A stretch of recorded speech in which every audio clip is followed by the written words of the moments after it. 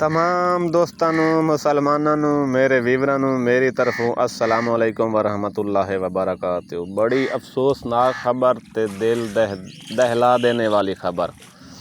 इस सुबह सुबह का वाक़या है। सुबह का तारीख 26 7वां महीना 2026 रोड सुल्तान का वाक़या है। तहसील 18 हज़ारी अड्डा रोड सुल्तान खूह पिपली आला। इस बंदे का बहुत ही नुकसान हो गया। बारिश आवन की वजह तो इस गरीब के कमरे जड़े वो ढाए ते तबाह बर्बाद हो चुके हैं। विच दी फैमिली बैठी आई, बच्चे बैठे हैं। अल्लाह पाक उन्होंने जिंदगी जड़ी है वो बचा लईए। हो सकता है उन्होंने चंगे काम हो सन, नेकियां हो सन।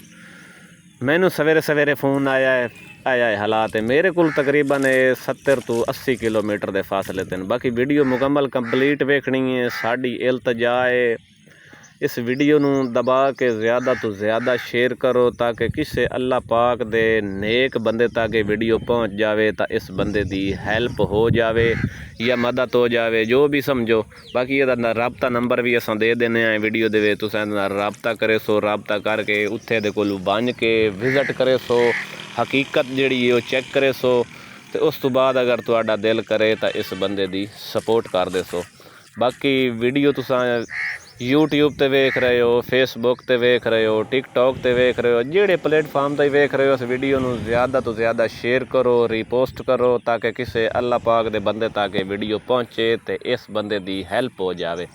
बाकी दोस्तों अल्लाह पाक रहम करे। जिहड़े हालात हैं, बारिशां जड़ियां चलदियां पईयां, मौसम खराब हैं, अल्लाह पाक अपने मुसलमाना गरीबां दे उत्ते रहम फरमावे।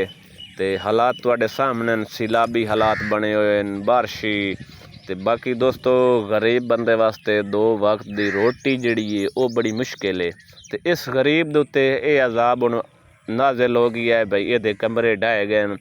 अगे मुश्किल नाल अपना घर चला रही है गरीब बंदा दिहाड़ी दप्पा करके, उत्तों ये मुसीबत आ गई है। अल्लाह पाक रहम करे अपने मुसलमानों के उत्ते, गरीबां के उत्ते, हर बंदे के उत्ते रहम करे। तो साडा मकसद है वीडियो बनावन दा ते वीडियो प्लेटफॉर्म यूट्यूब टिकटॉक ते लावन दा ताकि इस बंदे दी हेल्प हो जावे, मदद हो जावे, दोबारा अपने पैरों ते खड़ा हो जावे। साड़ी तो कोशिश यही है। बाकी होना वही है जो अल्लाह पाक नू मंजूर होना वही है। तो साड़ी रिक्वेस्ट है इस वीडियो नू दबा के ज़्यादा तो ज़्यादा शेयर करो ताकि किसी अल्लाह पाक दे नेक बंदे तक वीडियो पहुँचे तो इस बंदे दी हेल्प हो जावे, मदद हो जावे। और दुआ करे सी जो एदा है, जो हेल्प करे सी या मदद करे सी। मेरे को तकरीबन बंदा 60 तो 65 किलोमीटर के फासले थे।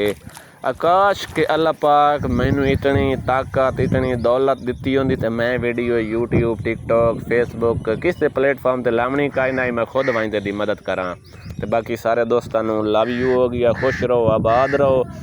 तो इस वीडियो नू साड़ी रिक्वेस्ट है दोबारा ज़्यादा तो ज़्यादा शेयर करो।